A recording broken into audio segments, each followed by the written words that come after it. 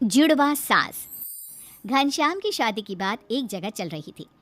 घनश्याम को लड़की बहुत पसंद आई, लेकिन बाद में पता चला कि जिस लड़की को घनश्याम ने पसंद किया है उसकी एक जुड़वा बहन भी है। उन दोनों जुड़वा बहनों का अपने पापा के अलावा इस दुनिया में कोई नहीं था और इसीलिए मरते वक्त दोनों जुड़वा बहन के पापा ने घनश्याम से कहा कि वो उन दोनों के साथ शादी कर ले और अपनी सारी जायदाद उन्होंने घनश्याम के नाम कर दी। और इस तरह घनश्याम दो जुड़वा पत्नियों का पति बन गया। उन दोनों बहनों में से एक का नाम था रमा और दूसरी का नाम था सारिका। धीरे धीरे वक्त बीतता गया। रमा की तो कोई संतान नहीं हुई, पर सारिका को एक बेटा हुआ। जब सारिका और घनश्याम का बेटा अविनाश 28 साल का हुआ तो उसकी शादी अंजलि नाम की लड़की के साथ हो गई। देखो बहू, तुम बहुत किस्मत वाली हो। तुम्हें दो सास मिली है अपना ख्याल रखने के लिए। हाँ अंजलि, और मेरी दोनों माँ बहुत अच्छी हैं, वो तुम्हारा बहुत ख्याल रखेंगी। देखो बहू, सास तो तुम्हारी दो है, लेकिन असली सास तो मैं ही रहूंगी, क्योंकि अविनाश ने मेरे पेट से जन्म लिया है। हाँ भाई, सही बात है। मुझे तो कभी कोई औलाद नहीं हुई। तुम्हारी बहू तुम्हारी ही रहेगी, फिक्र ना करो। नहीं नहीं मम्मी जी, ऐसा कुछ भी नहीं है। मैं आपका भी अपनी सास की तरह ही ख्याल रखूंगी। मेरे लिए तो आप दोनों ही मेरी सास हैं। देखा कितनी समझदार लड़की है। और प्लीज़ आप दोनों आपस में बिल्कुल झगड़ा ना करो। अंजलि सबका ख्याल बराबर से रखेगी। एक दिन सुबह के वक्त, अंजलि बहू, ज़रा मेरे पीने के लिए थोड़ा पानी तो गर्म कर दो। ये लीजिए मम्मी जी, आपके लिए गर्म पानी। अरे अंजलि, मेरा टिफ़िन तो बना दिया है ना, ऑफिस के लिए देर हो रही है। बस 5 मिनट लगेंगे, थोड़ा सा इंतज़ार कर लीजिए प्लीज़। बहू, मेरा नाश्ता कहाँ है? अभी तक बनाकर क्यों नहीं लाई? मम्मी जी, आप थोड़ी देर रुक जाइए ना, इनको ऑफिस के लिए देर हो रही है। मैं अब भी आपका नाश्ता बना देती हूँ। जब रमा ने तुमसे पानी लाने को कहा तो तुम लपक कर ले आई और मेरे नाश्ते के लिए मुझे इंतज़ार करने को कह रही हो। अरे नहीं नहीं मम्मी जी, ऐसी कोई बात नहीं है। उस वक्त मैं फ्री थी तो मैंने रमा मम्मी जी के लिए जल्दी से पानी गर्म कर दिया। अरे सब समझती हूँ।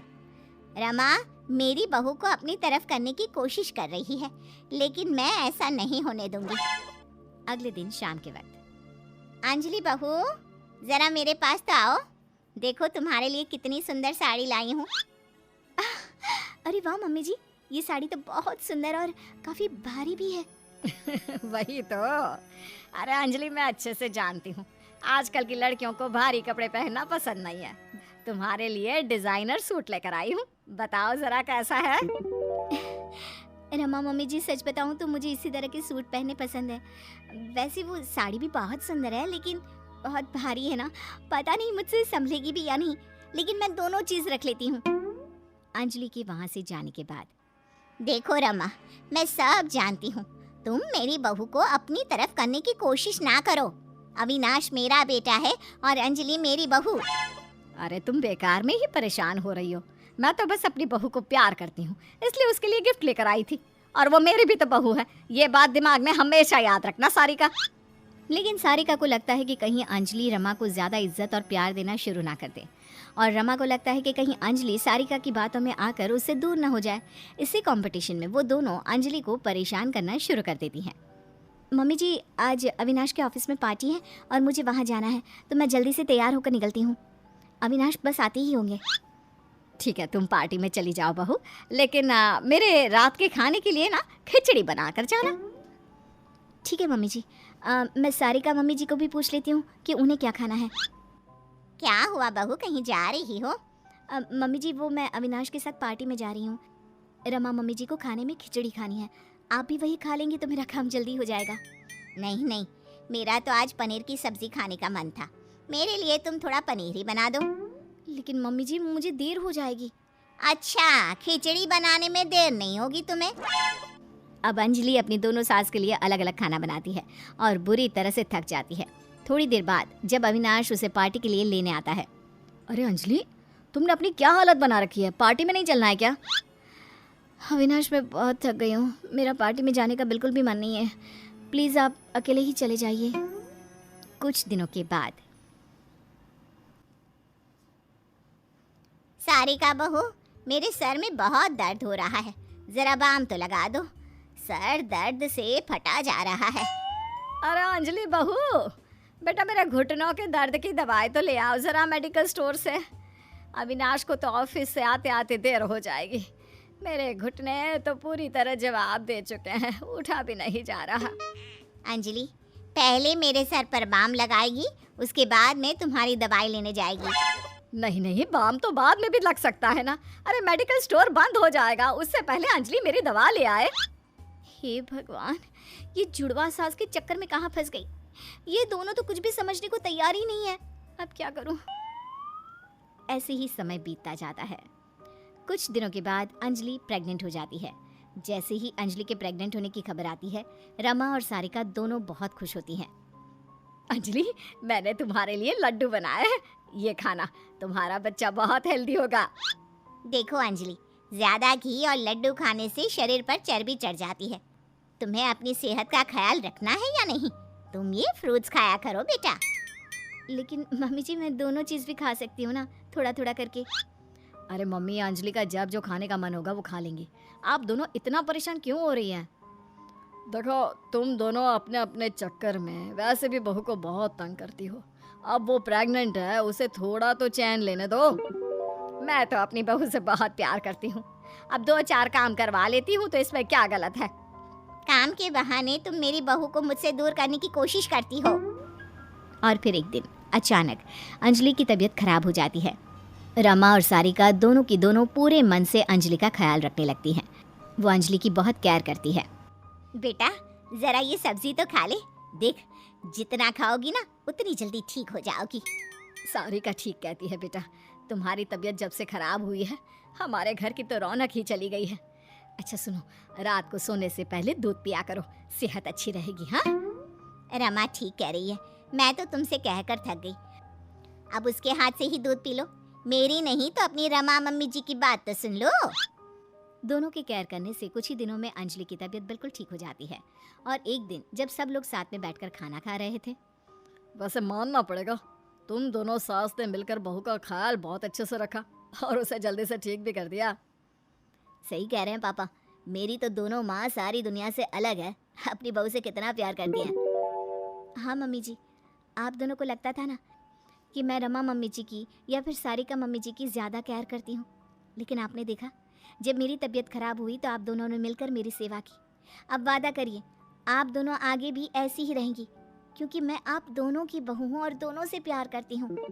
सही कहा अंजलि, हमसे गलती हो गई। और मुझे भी अंजलि पर अपना इकलौता अधिकार नहीं जमाना चाहिए। हम दोनों जुड़वा हैं और हम दोनों जुड़वा सास आज से हमेशा एक साथ रहकर सुरभि और बेटे ऋतिक के साथ रहती थी। कुसुम के पति सुरेश काम के सिलसिले में अक्सर शहर से बाहर ही रहते थे। एक दिन वो अपने घर आए और कुसुम के लिए बहुत सारी दवा लेकर आए। भाग्यवान, कहाँ हो तुम? अरे आ गए आप, इस बार बहुत दिनों में आए। और मैंने आपको जो घुटनों के दर्द की दवाई लाने के लिए कहा था वो तो लाए हैं ना आप? हाँ हाँ, तुमने जो भी कहा था वो सारी चीजें ले आया हूँ, बस अब एक गिलास पानी तो पिला दो। सुरभि, एक गिलास पानी तो लाना।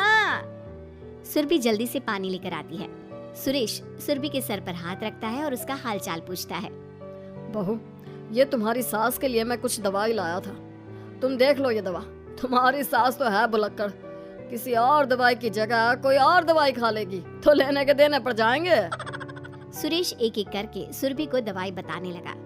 देखो, ये घुटने के दर्द की दवा है, यह घुटनों के दर्द के लिए मालिश का तेल है, रोज रात को मालिश करनी है इससे। ये बीपी की दवा और ये कमर दर्द की। एक दवाई की शीशी हाथ में लेकर कहते हैं, लेकिन ये दवाई किस चीज की है? लगता है मेडिकल वाले ने गलती से दे दिया। सुरेश कुछ दिन अपने घर वालों के साथ रहता है और फिर शहर से बाहर चला जाता है। सुरभि रोज अपनी सास को दवाई दे देती है, लेकिन एक दिन वो घर के काम में बहुत व्यस्त होती है और अपनी सास को दवाई देना भूल जाती है। लगता है सुरभि को आज बहुत ज्यादा काम है। चलो कोई बात नहीं, मैं खुद ही दवा ले लेती हूँ। अरे वाह, ये दवाई तो बहुत स्वादिष्ट है, थोड़ी सी और पी लेती हूँ। इस तरह कुसुम थोड़ी थोड़ी करके हंसते वाली दवाई की पूरी बोतल ही पी लेती है। माँ जी, आज मेरे मायके वाले आ रहे हैं, भैया का फोन आया था। क्या कहा, मायके वाले? अरे तो तू यहाँ क्यों खड़ी है? खाने में कुछ अच्छा सा बना ले। माँ जी, आप इतना हंस क्यों रही हो? आप मेरे मायके वालों का मजाक तो नहीं बना रही हो ना? नहीं नहीं नहीं, मैं कहाँ मजाक बना रही हूँ। मैं तो बस बता रही हूँ। माँ जी, आप झूठ भी बोलती हैं। आप अभी तो हंस रही थी। कुसुम हंसती ही रहती है। सुरभि वहाँ से चली जाती है और खाने की तैयारी में लग जाती है। थोड़ी देर बाद सुरभि का भाई और सुरभि की माँ आते हैं। कुसुम उन्हें अंदर बिठाती है और अपनी सास को बुला लाती है। समधन जी, कैसे हैं आप? मैं तो ठीक हूँ। आप बताइए, आप कैसे हैं? आंटी जी, आप इतना हंस क्यों रही हो? मैं कहाँ हंस रही हूँ बेटा। जब कुसुम लगातार हंसे जा रही थी तो उन्हें इंसल्ट फील हुई और वे वहां से जाने लगे। अच्छा बहन जी, हम चलते हैं। आपकी मेहमान नवाजी का बहुत बहुत शुक्रिया। सुरभि की माँ जा ही रही थी, तभी उसका पैर फिसल गया और वो बहुत तेज गिरी। माँ, आप ठीक तो है? अरे बहन जी, अब ठीक तो है। आपको चोट तो नहीं लगी ना? आप मुझसे पूछ रही हैं या मेरा मजाक उड़ा रही हैं? बहन जी, पहले तो आप इतनी बदतमीज नहीं थी, लेकिन अब क्या हो गया है आपको? माँ, आप ठीक तो है ना? अंदर चलिए, मेरे कमरे में आराम कर लीजिए। नहीं सुरभि, हम जा रहे हैं। हमें अपना मजाक और उड़वाने का शौक नहीं है। और सुरभि, तुम अपनी सास का इलाज कराओ। इस तरह सुरभि के मायके वाले चले गए तो सुरभि का गुस्सा चौथे आसमान पर था। उसने अपनी सास से कहा, माँ जी, आपने मेरे भाई और मेरी माँ के साथ ऐसा क्यों किया? अगर आपको उनका यहाँ आना अच्छा नहीं लगा तो आप मुझसे बोल देती। इस तरह उनकी इंसल्ट करने की क्या जरूरत थी? नहीं बहू, मैंने कुछ नहीं किया। अरे भला मुझे क्या पड़ी है जो तेरे घर वालों का मजाक उड़ाऊंगी? देखिए देखिए माँ जी, आप अब भी हंस रही हैं। आपसे तो बात करना ही बेकार है। सुरभि वहां से चली जाती है। अगली सुबह सुरभि को बहुत तेज बुखार हो जाता है और कुसुम उसे आवाज लगाती हुई उसके कमरे में जाती है।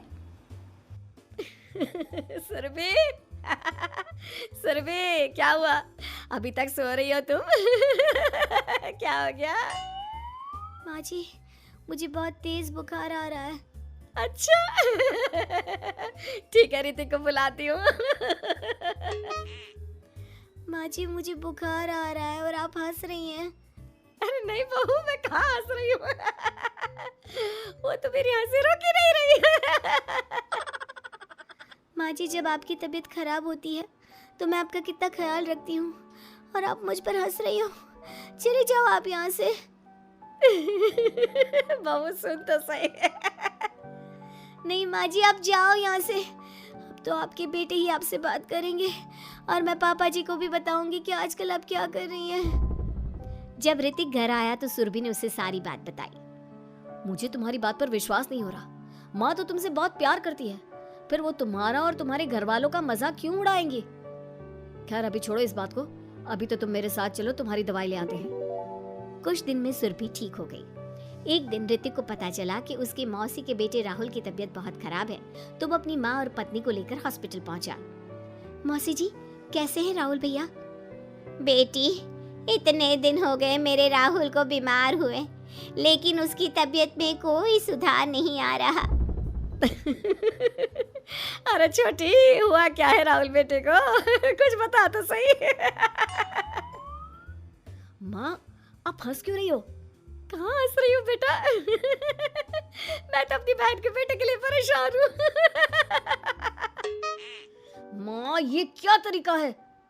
रहने दे बेटा, ये तो मैंने सुना था कि मुसीबत में साया भी साथ छोड़कर चला जाता है। आज मैंने देख भी लिया। अरे नहीं बहन, मैंने ऋतिक और राहुल में ना कभी कोई फर्क नहीं किया। फर्क तो दिख रहा है कुसुम दीदी। अगर आपके बेटे की तबीयत खराब होती तो आप ऐसे हंसती क्या? ऋतिक बेटा, ले जा अपनी माँ को यहाँ से। ऋतिक बहुत गुस्से में अपनी माँ से बात करने लगा, लेकिन कुसुम तो सिर्फ हंसे ही जा रही थी। ऋतिक ने अपने पापा को फोन करके बुलाया और उन्हें सारी बात बता दी। बेटा, तेरी माँ तो अपने घर वालों से बहुत प्यार करती है और वो बहुत समझदार है। वो ऐसी हरकत कभी नहीं कर सकती। जरूर कोई ना कोई बात है। कल मैं उसे डॉक्टर के पास ले जाऊंगा। शाम को खाना खाने के बाद सुरभि कुसुम को दवाई देने के लिए गई तो उसने देखा कि दवाई की वो बोतल तो बिल्कुल खाली थी जो सुरेश गलती से ले आया था। सुरभि ने वो बोतल सबको दिखाई। अरे ये दवाई तो गलती से आ गई थी और मुझे तो पता भी नहीं कि ये किस मर्ज की दवाई है। कुसुम, क्या तुमने ये दवाई पी थी? हाँ जी, एक दिन जब बहू काम में लगी थी ना तो मैंने ये दवाई पी कर देखी थी। मुझे दवाई बहुत स्वादिष्ट लगी तो मैंने सारी पी ली। माँ, आपको दवाई स्वादिष्ट लगी? अरे आप भी बच्चों जैसी बात करती हो। ऐसे कोई भी दवाई नहीं पीनी चाहिए, इससे कोई बड़ा नुकसान भी हो सकता है। मैं अभी डॉक्टर से पूछ कर आता हूँ। ऋतिक डॉक्टर के पास गया और कुछ देर में वापस घर आकर सबको बताया। माँ ने जो ये दवाई खाई है ना, ये हंसने वाली दवाई है और माँ ने एक साथ बहुत मात्रा में दवाई खाई है तो इसका असर थोड़े समय तक तो रहेगा। उसके बाद माँ बिल्कुल ठीक हो जाएगी।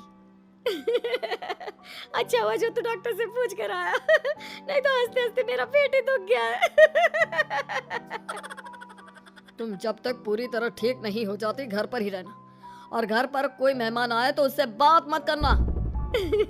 आप ठीक कह रहे हो, मैं ऐसा ही करूंगी। अब मैं बिल्कुल हंसूंगी। कुसुम की बात सुनकर हेलो दोस्तों, ऐसी अच्छी अच्छी वीडियो देखने के लिए हमारे चैनल को लाइक और सब्सक्राइब करें।